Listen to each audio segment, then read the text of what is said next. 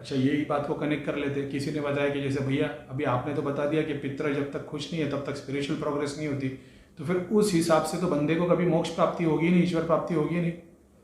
इसके लिए बोलता हूँ अपने आप को जाने दो, हर्ट हो जाओगे।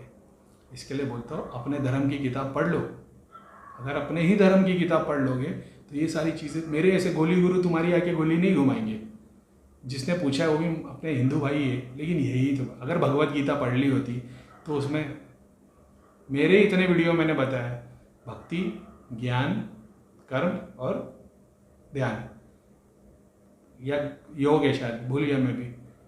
पितर भाई यही तो बताया, स्पिरिचुअल प्रोग्रेस नहीं होगी तो स्पिरिचुअल प्रोग्रेस ध्यान से, तुम्हारी पितर तुमसे नाराज है, ध्यान करके कुछ तुम्हारे को हासिल नहीं होगा, ठीक है। तो दूसरे तरीके कौन से, ज्ञान। फिर तुम पढ़ो ईश्वर की किताबें, भगवत गीता लो, उपनिषद लो, कुरान लो, बाइबल लो, भगवान के बारे में 24 घंटे सोचते रहो, पढ़ते रहो, जानने की कोशिश करो। दूसरा ये, तीसरा है कर्म।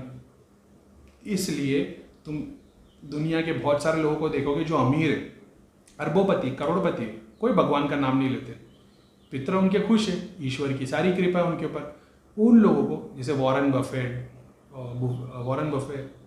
बिल गेट्स और दुनिया भर के जो करोड़पति है, शार्क टैंक देखता हूँ मैं, बहुत सारी चीज़ें सीखने को मिलती है उसमें।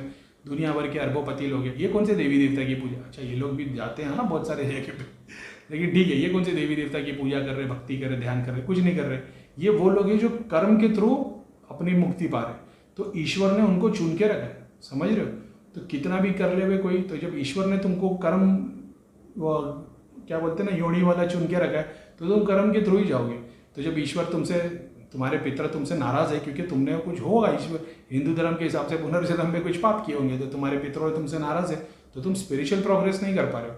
लेकिन तुम कर्म के थ्रू कर सकते हो, तुम लोगों की दुआ कमा सकते हो। तुमने आज भगवान का नाम बिल्कुल भी नहीं ले रहे, लेकिन तुम्हारे धाम में रोज आके 200 आदमी खाना खा के जा रहे हैं, तो फिर तुमको लगता है उसका भी कुछ निवारण होगा, तो उससे भी तुम्हारी भलाई होगी। तो ऐसा है कि ज़रूरी नहीं पितर नाराज है तो स्पिरिचुअल प्रोग्रेस नहीं, पितर नाराज है तो तुम्हारी स्पिरिचुअल प्रोग्रेस नहीं हो रही, लेकिन तुम कर्म तो निभा सकते हो, अपने ज्ञान तो पा सकते हो, भक्ति तो कर सकते हो। तो तुमको अचीव नहीं हो रहा ना, स्पिरिचुअलिटी में अचीव नहीं हो रहा, लेकिन भक्ति तो कर सकते हो। भगवान की भक्ति कर लो दिन में 2 घंटा, उसके बाद में 2 घंटे कर्म भी कर लो, उसके बाद में तुम 2 घंटा ज्ञान भी पालो। तो स्पिरिचुअलिटी में प्रोग्रेस नहीं हो रही, लेकिन मैंने क्या बताया, चारों 25% करोगे तो भी फ़ायदा पहुंचेगा।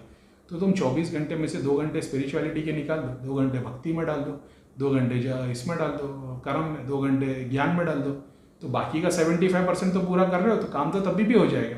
फिर किसी ना किसी की दुआ लग जाएगी तो सब काम हो जाएगा।